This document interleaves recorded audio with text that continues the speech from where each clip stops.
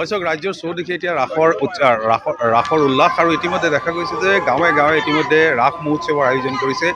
কোনোবা স্থানত যদি দুদিনীয়া, কোনোবা স্থানত তিনিদিনীয়াকৈ এনেদৰে ৰাস উদযাপন কৰিছে। আৰু এই মুহূৰ্তত মই উপস্থিত আছোঁ যোৰহাট জিলাৰ কাকজান দুলীয়া গাঁৱৰ কলাকৃষ্টি কেন্দ্ৰই ইতিমধ্যে 53 সংখ্যক এই ৰাস আয়োজন কৰিছে দুদিনীয়াকৈ।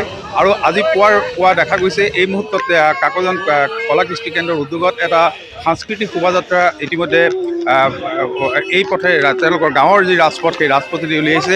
আৰু ইতিমধ্যে দেখা গৈছে যে বিভিন্ন তলিকাত বৰ্ণময় চিৰপূজ্য এই অঞ্চলৰ এগৰাকী সৰবহী শিক্ষাবিদ ডক্টৰ প্ৰভাত গোস্বামীদেৱৰ এই ৰাসক লৈ এক উল্লাস আছিল। আৰু সেই উদ্দেশ্যে প্ৰভাত গোস্বামীৰ যি চিত্ৰ অংকনত ব্যস্ত আছে, চিত্ৰ অংকনৰ কৰিছে।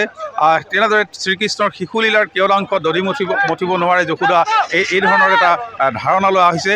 থলুৱা শিল্পীৰ হাতৰ পৰশত প্ৰাণ পাই উঠা যি মুগাশিল্প, এই মুখাশিল্পই ইতিমধ্যে এই সাংস্কৃতিক শোভাযাত্ৰাত স্থান লৈছে। বোকাযাত্ৰাৰ স্থান পাইছে।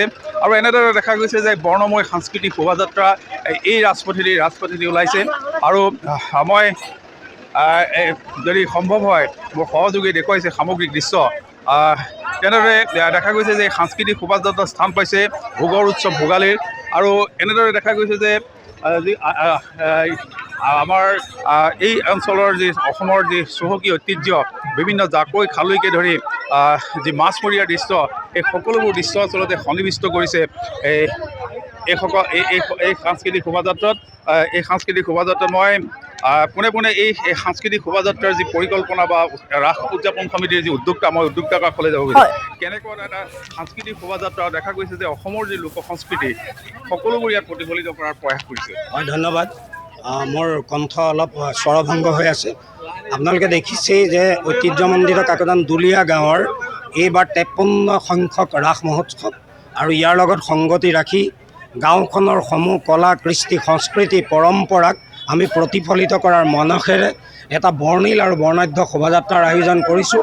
গাঁওখনত এক উলহ মালহ পৰিৱেশৰ সৃষ্টি হৈছে। এয়া আপোনালোকে দেখিছে আমাৰ হাতীয়ে ভাগেৰে শোভাযাত্ৰা আৰম্ভ হ'ব। আৰু আমি আপোনালোকক আহ্বান জনাইছোঁ যে কৃষ্ণ সংস্কৃতিৰ ধ্বজাবাহক আমাৰ এই ৰাস সংস্কৃতিয়ে 53 বৰ্ষ অতিক্ৰম কৰাৰ যি আনন্দ, যি উল্লাহ, সেই উল্লাহ আমি সমগ্ৰ বিশ্ববাসীক আপোনালোকৰ যোগেদি দেখুৱাব বিচাৰিছোঁ। আৰু আমি আপোনালোকক ঋতু কুমাৰ শইকীয়া এই মুহূৰ্তত আপোনাক ধন্যবাদ জনাইছোঁ।